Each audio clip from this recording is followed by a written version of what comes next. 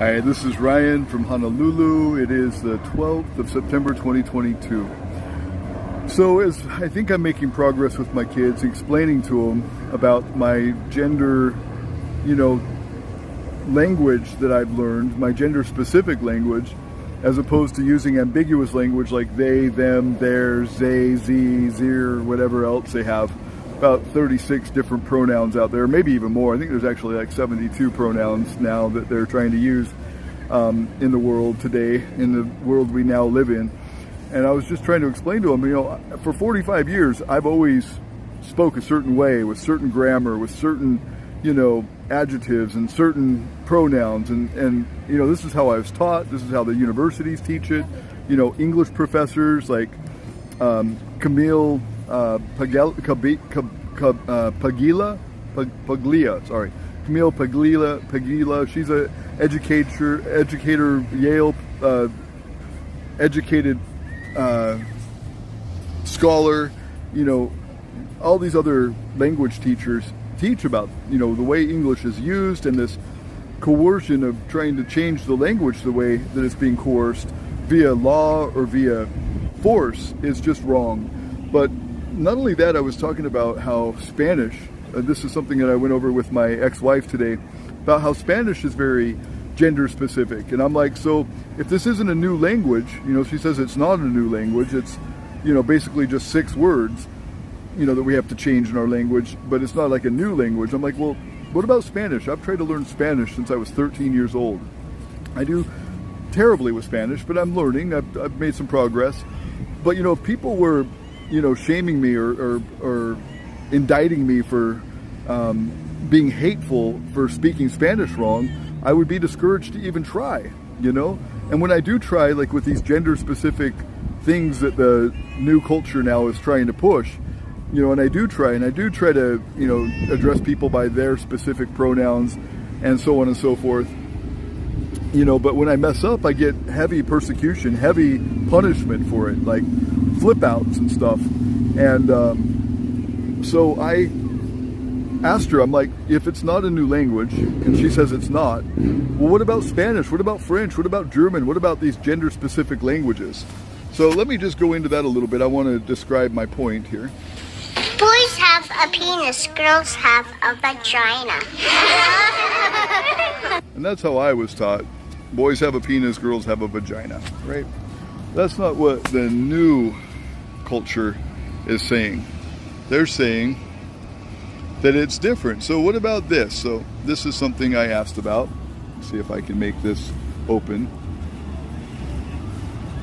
Gender-specific words in Spanish, for example, and this isn't just Spanish, but nouns ending in O-N, L-R, O-N, and M-A are masculine. Nouns ending in D, Z, and Eon are feminine, right? So that is, throughout Spanish and throughout French and German and many words, there's a masculine and a feminine, right? So that's my biggest point about these new gender things. So this is what was said. I said it's similar to when I go out of my way to change the language that I've used for 45 years and call my kids by different names, and I really, really try, but all of my efforts are looked at negatively. Not, thank you for trying, but rather, damn you, you made another mistake. And I said, if I were learning Spanish and the people that I were talking to were negative about me trying to speak their language rather than helpful, I think I would avoid using Spanish. Fortunately, everyone I've tried to speak Spanish to have been ultra supportive and never negative when I make mistakes. Yo quiero aprender mucho más español, poco a poco. Right? I want to learn more Spanish, much more Spanish.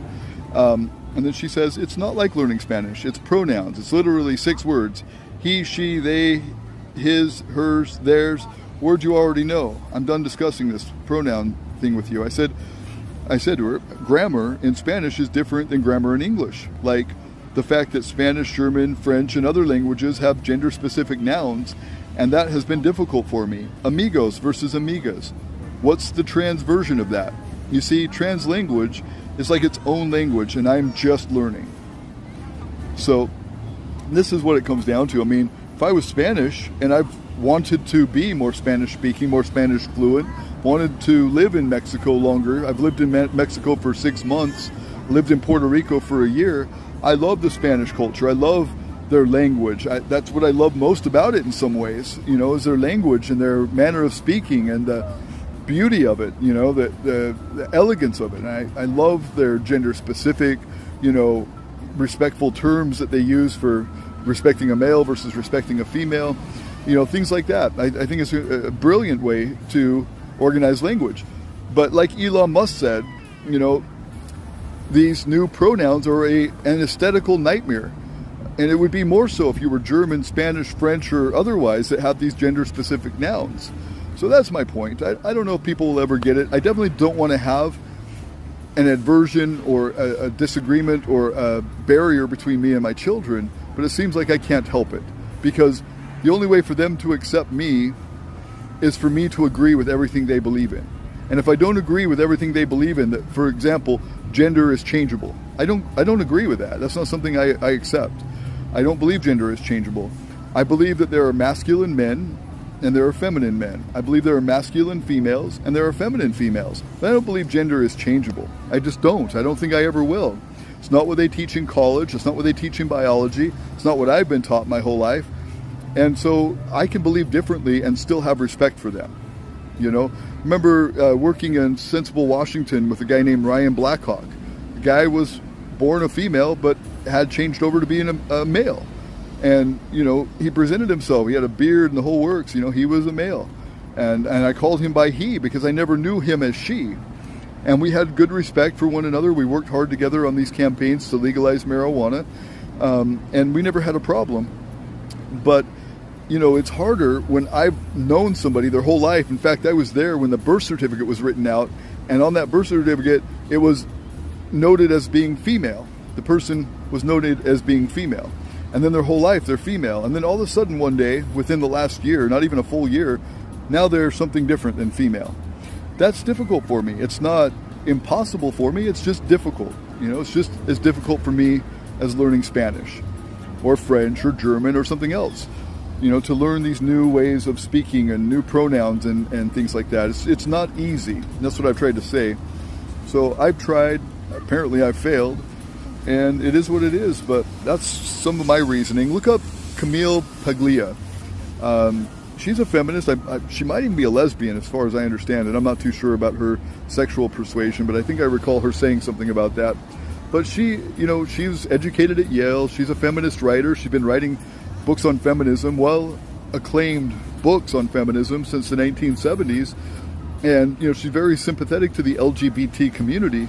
But as a language teacher, as somebody who teaches English, she can't believe this crap with pronouns and how it's really affecting our gender, our culture, and our, our gender identity and just the way we think of the world, how it's, disrupting things in such a negative way and pulling us all apart from one another and causing so much division. I feel the same way. I feel the same way as Elon Musk, that these new pronouns are an aesthetical nightmare. Really makes communication difficult.